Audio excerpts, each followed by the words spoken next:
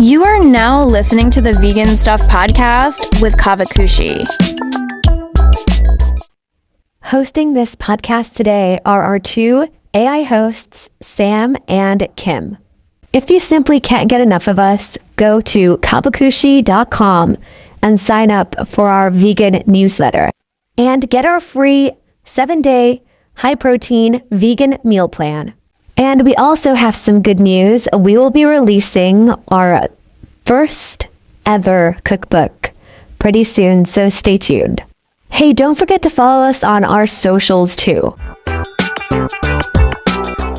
So when you think of a truly great mind, an animal with real problem-solving skills, sophisticated camouflage, the ability to actually recognize individual humans, right, and remembering how to, say, open a screw-top jar 5 months later, you'd naturally think we're talking about a dolphin or, I don't know, maybe a crow. But of course, we're talking about the octopus. These cephalopods are maybe the most famous example of what you'd call an atypical invertebrate. They have this behavioral complexity that has always been, well, just baffling to square with their anatomy. And that is exactly why we're diving into this today.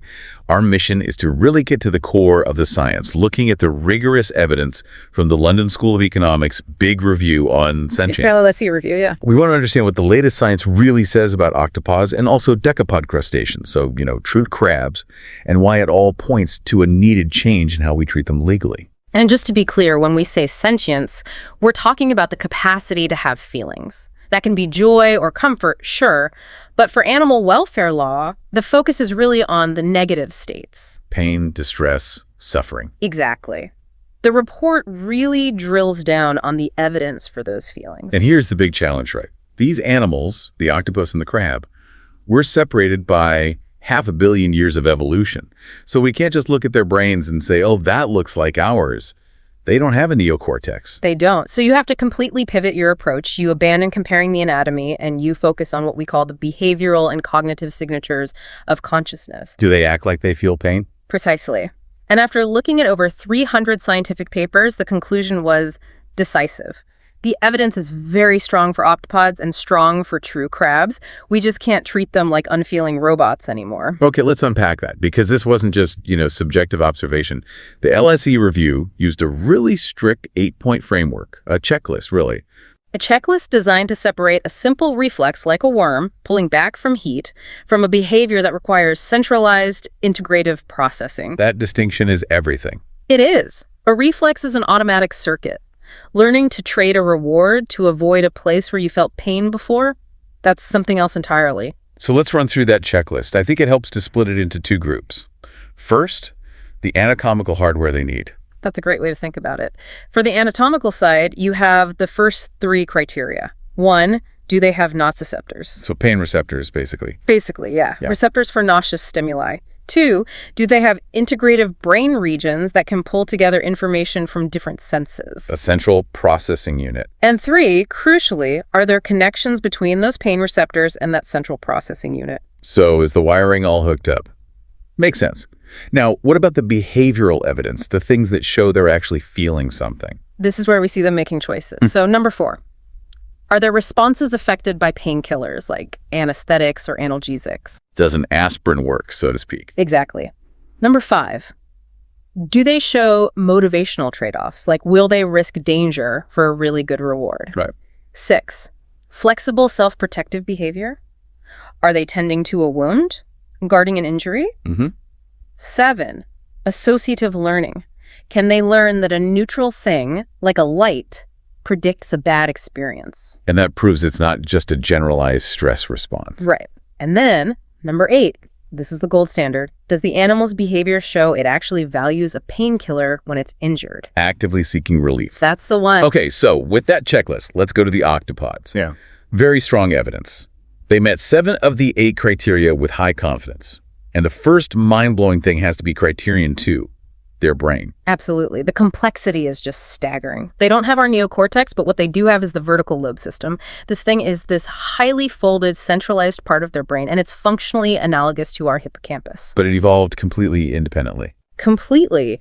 It's proof that nature found a totally different way, a different blueprint to build consciousness. And it's not small. We're talking about the highest brain center responsible for all that puzzle solving. It has something like 25 million of the octopus's 40 million central nerve cells. It's an incredible concentration of processing power.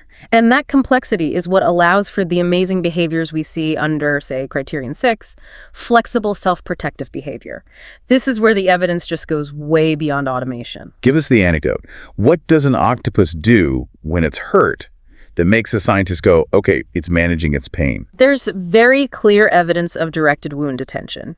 In one species, Abdopus aculeatus, if an arm is injured, the octopus will hold the stump right up to its beak. For how long? Sometimes for a full 10 minutes, or it'll use its other healthy arms to kind of contract around and guard the injured site. It's incredibly targeted. Wow. So it's basically doing the exact same thing a human would do if they, I don't know, sprain their ankle. You just can't look at that and say it's just a reflex. You really can't. And in other studies, they've been seen trying to scrape away a chemical irritant like acetic acid with their beak. The idea is that they can represent not just where the pain is, but maybe even the type of pain. A chemical burn versus a physical cut. Exactly. And then choose the right strategy to fix it. That's a high level of integration. But as powerful as that is, I think the real clincher has to be Criterion 8. Valuing analgesics. This is what moves it from they look like they're in pain to they are actively seeking relief. This is the crucial finding. It comes from a 2021 study. And the setup was brilliant. Octopuses were given a painful injection of acetic acid, then they were put in a 3-chamber tank. And the chambers were different. Yes. One was neutral, one gave them a harmless saline injection, and the third offered a local anesthetic, lidocaine. So the question is, when they were in pain, where did they decide to hang out? Exactly. And the injured octopuses very quickly learned to prefer and stay in the chamber where they got the lidocaine. They chose relief. That demonstrates the affective component of pain, the subjective feeling that this is bad and needs to stop. That's why the evidence is very strong. Did you know we have a vegan search engine, a vegan forum, a vegan newsletter, and so much more coming soon? So why not check us out at Caavakushi.com. Okay, let's shift gears now to the decapod crustaceans, so the true crabs. The evidence here is strong. Still sufficient for legal protection, but not quite as comprehensive. They hit 5 of the 8 criteria. What's the key finding that makes the case for the crab? For crabs, some of the most compelling evidence comes from Criterion 4. Responses modulated by chemicals. We're talking about their opioid system. Opioids are everywhere in human pain research, but a crab's nervous system. It's there. Studies showed that if you inject morphine into a crab, it inhibits their normal escape responses to threats, like an electric shock. So the morphine seems to be relieving their perceived distress. But how do you prove it's not just, making them sluggish or sleepy? That's the critical scientific control. The researchers then gave them naloxone.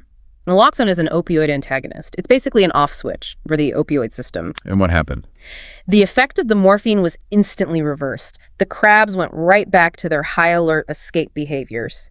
That reversal is powerful evidence that they have their own internal opioid system, the same biological tool vertebrates use to manage aversive experiences. That is profound. It's like we have these parallel neurological solutions for pain that evolved over 500 million years. Okay, what about Criterion 6 for crabs, the flexible self-protection? Can they pinpoint an injury like an octopus? They absolutely can. And this is, again, what separates a conscious response from a simple reflex.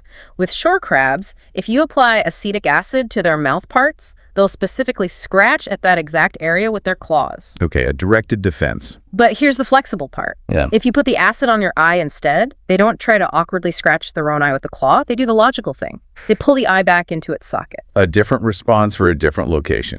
A targeted, flexible response. It shows they can integrate and represent the spatial location of the pain. It's not a blind flinch. They also met Criterion 7, associative learning. A skeptic might say avoiding a shock is just, avoidance, not conscious fear.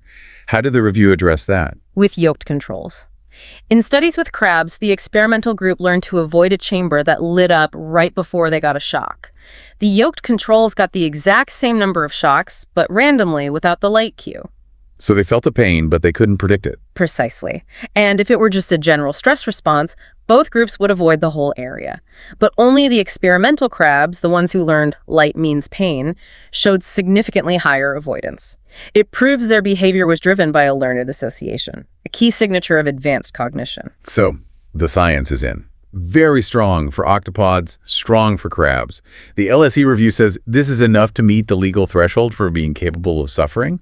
So what does that mean in the real world? What has to change now? The science really forces our hand on policy. The report is explicit about the proposed industry of intensive octopus farming. Right, which is being looked at in several places. And we know octopuses are solitary, often aggressive animals. Confinement seems like a non-starter. It's an ethical and ecological catastrophe waiting to happen, high mortality rates, for one, but they're also carnivorous. The feed conversion rate is at least 3 to 1. You need 3 pounds of wild-caught fish to make 1 pound of farmed octopus. So you're putting more pressure on already struggling wild fisheries. Just to feed stressed-out octopuses in tiny tanks, the LSE report is unequivocal. It states that high-welfare octopus farming is impossible. That's a powerful statement. And what about for decapods?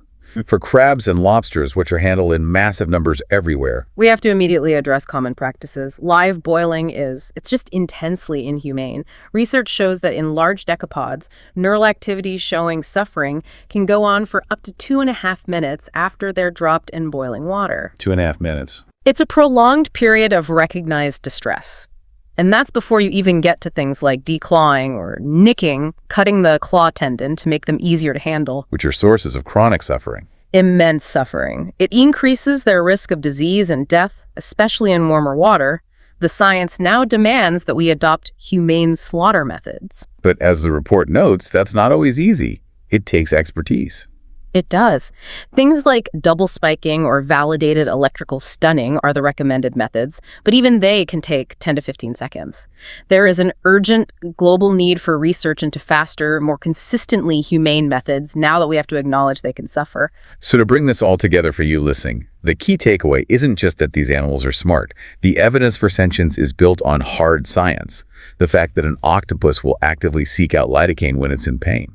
Or that a crab uses an opioid system just like ours to manage that pain. It fundamentally changes their status. It has to. And for me, the most fascinating part of this whole thing is the radical difference in the brain. We assumed for centuries you needed a vertebrate forebrain, a neocortex, for this kind of experience. But here are these animals, 500 million years removed from us, showing all the signs of sentience using completely different neural hardware. We have to abandon that prejudice about brain structure. If sophisticated conscious experience, the capacity to suffer, can arise through entirely different evolutionary paths, like an octopus's vertical lobe or a crab's opioid system. What does that imply about all the other life forms we haven't even tested yet, from insects to creatures in the deep sea? It really raises a profound question about how widespread consciousness actually is in the natural world. Something to think about until our next deep dive. Thanks for listening. We hope you liked this episode. If you did, we'd really appreciate it if you could give us 5 stars on whatever platform you're listening to this podcast on. Also, we would be so appreciative if you could just share this episode or this podcast with all your friends and family who are vegans or vegan friendly. We're also really excited because we are going to be launching something really cool pretty soon on the site, so keep an eye out for that. And we will see you really soon with a new episode.